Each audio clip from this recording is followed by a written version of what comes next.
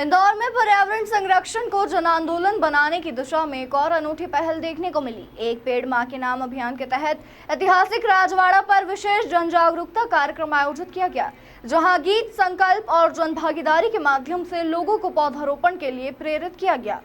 नगरीय प्रशासन मंत्री कैलाश विजयवर्गीय के निर्देशन में चल रहे एक पेड़ मां के नाम अभियान के तहत शनिवार को इंदौर के ऐतिहासिक राजवाड़ा पर विशेष जन जागरूकता कार्यक्रम आयोजित किया गया। यह आयोजन 21 लाख से अधिक पौधों के रोपण के लक्ष्य को जन जन तक पहुंचाने और अधिक से अधिक नागरिकों को इस अभियान से जोड़ने के उद्देश्य से किया गया। कार्यक्रम के दौरान MIC सदस्य मनीष शर्मा मामा और राजू शर्मा ने लगातार 21 घंटे तक एक अलख जगाऊंगा, अपनी मां के नाम एक पेड़ लगाऊंगा गीत की प्रस्तुति देकर पर्यावरण संरक्षण का संदेश दिया। इस अनूठी प्रस्तुति ने बड़ी संख्या में मौजूद लोगों का ध्यान आकर्षित किया। इस अवसर पर नागरिकों की सहभागिता बढ़ाने के लिए हस्ताक्षर अभियान भी चलाया गया, जिसमें लोगों ने अपनी मां के नाम एक पौधा लगाने का संकल्प लिया। कार्यक्रम में पहुंचे नागरिकों के लिए निःशुल्क पोहा और चाय की भी व्यवस्था की गई, जिससे बड़ी संख्या में लोगों ने अभियान में भागीदारी की। गौरतलब है कि इंदौर में 21 लाख पौधारोपण और 51,000 जल संचयन अभियान के तहत लगातार विभिन्न स्थानों पर जन जागरूकता कार्यक्रम आयोजित किए जा रहे हैं।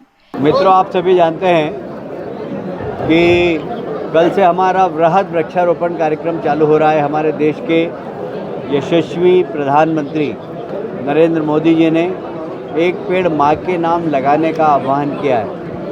हमें बहुत गर्व है कि हमारे यशस्वी मुख्यमंत्री, डबल इंजन की सरकार सारे प्रदेश में एक अभियान की तरह इसको ले रही है और कल एक वृहद अभियान चालू हो रहा है। वैसे तो हमने पर्यावरण दिवस वाले दिन 5 तारीख को पेड़ लगा के चालू कर ही दिया था, पर अब ये वृहद अभियान होगा। इसमें हम लोग इस वर्ष इंदौर में 21 लाख पेड़ लगाने वाले हैं। उसका उद्घाटन हमारे प्रदेश के अध्यक्ष हेमंत खंडेलवाल जी और प्रदेश के मुख्यमंत्री माननीय डॉक्टर मोहन यादव जी करेंगे। यह सतत प्रति रविवार चलेगा और हर रविवार को 1-1 लाख पेड़, 1.5 लाख पेड़ जहाँ जैसी ज़मीन होगी वहाँ पर हम लगाने का काम करेंगे। मुझे 2-3 केंद्रीय मंत्रियों ने स्वीकृति प्रदान की है, वे भी आएंगे इसमें। और मुझे उम्मीद है कि वापस एक बार हमने 51 लाख पेड़ लगाए थे, इस बार 21 लाख पेड़ लगा रहे हैं, क्योंकि पेड़ लगाना और लगाने के बाद उसको संरक्षित करना ये एक चुनौती होती है। तो हम पेड़ वहीं लगा रहे हैं जहाँ पानी की व्यवस्था हो, हम पेड़ वहीं लगा रहे हैं जहाँ थोड़ी सी फेंसिंग हो, क्योंकि पेड़ लगा के फ़ोटो खिंचवा के वापस नहीं जाने, पेड़ बचे रहें।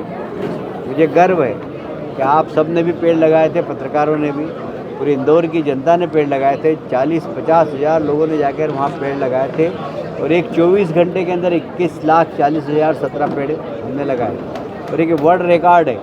इंदौर का मान सम्मान पूरी दुनिया के अंदर। इस बार वही पेड़ 12,40,017 पूरे की पूरे जिंदे हैं। वहाँ पर हम अभी फिर 19 तारीख को एक बार फिर से 1-1.5 लाख जितनी जगह हमने वहाँ पर देखी है, वहाँ फिर एक पेड़ और लगाएंगे और गिनीज बुक पर वर्ल्ड रिकॉर्ड वालों को बुलाएंगे कि आप देखिए आपने कितने छोटे पेड़ देखे थे और हमने इनको बड़ा कर दिया है। ये भी एक रिकॉर्ड होगा, इससे इंदौर का मान सम्मान बढ़ेगा।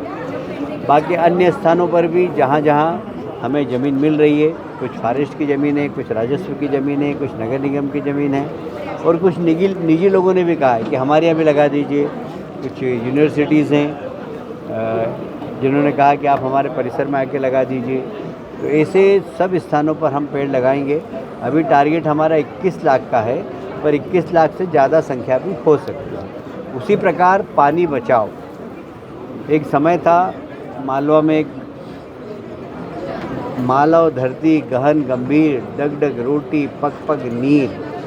यहाँ 50 फुट पे हैंडपम्प चलते थे, 100 फुट पे मशीन लग जाती थी। आजकल 700 फुट पे पानी नहीं है, क्योंकि हम पानी निकाल तो रहे ज़मीन से, पर डाल नहीं रहे। इसीलिए प्रधानमंत्री जी ने कहा पानी भी बचाओ और पेड़ लगाओ, पानी बचाओ पेड़ लगाओ, एक पेड़ मां के नाम। तो हमने आज बैठक के अंदर सभी माननीय पार्षदों से, हमारे संगठन के सब पदाधिकारियों से कहा है कि घर घर जाकर आग्रह करें कि अपनी छत का पानी ज़मीन के अंदर डालें, क्योंकि सबसे पवित्र पानी, सबसे शुद्ध पानी होता है बरसात का पानी। वो छत का पानी जब ज़मीन के अंदर जाएगा तो वाटर लेवल बढ़ेगा। हमारे यहाँ पिछले दिनों गर्मी में शहर के 80% ट्यूबवेल सूख गए थे, इसके कारण जल संकट आया था। यदि हमने जल संग्रहण कर लिया और ये करोड़ों लीटर पानी को हमने नाले में जाने से बचा लिया, तो अगले साल हमारे बोरिंग और ज़्यादा दिन चलेंगे, बोरिंग में से पानी समाप्त नहीं होगा। और इसलिए सब कॉलोनी वालों से भी हम कह रहे हैं कि पेड़ लगाएं, पेड़ सबसे अच्छा वाटर रिचार्जर है।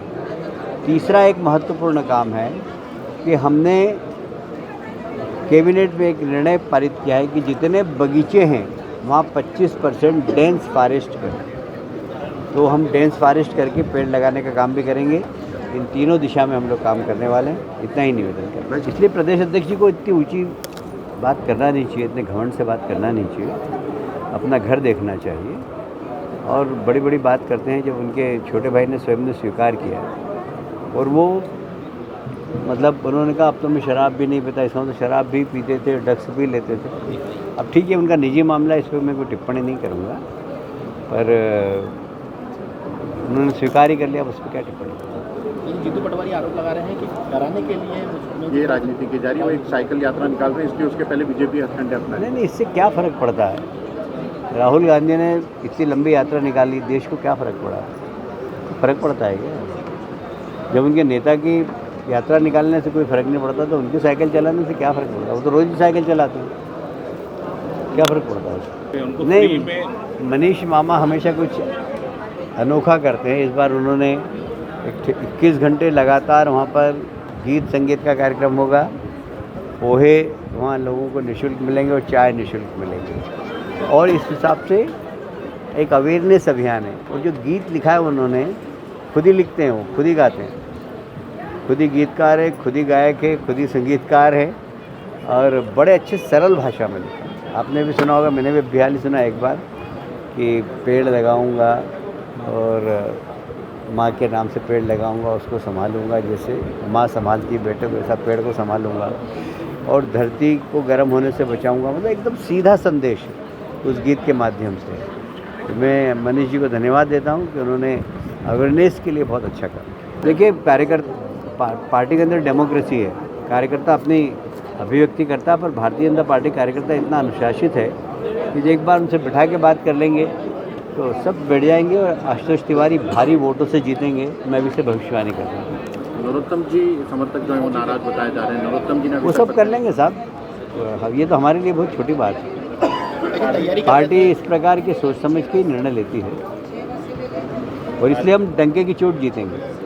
और नरोत्तम जी भी काम करेंगे, मैं आपसे कह रहा हूँ। मैं नरोत्तम जी को जानता हूँ व्यक्तिगत, बहुत अच्छे कार्यकर्ता हैं, सीनियर कार्यकर्ता हैं। तैयारी कर रहे थे, अचानक से टिकट कट गया।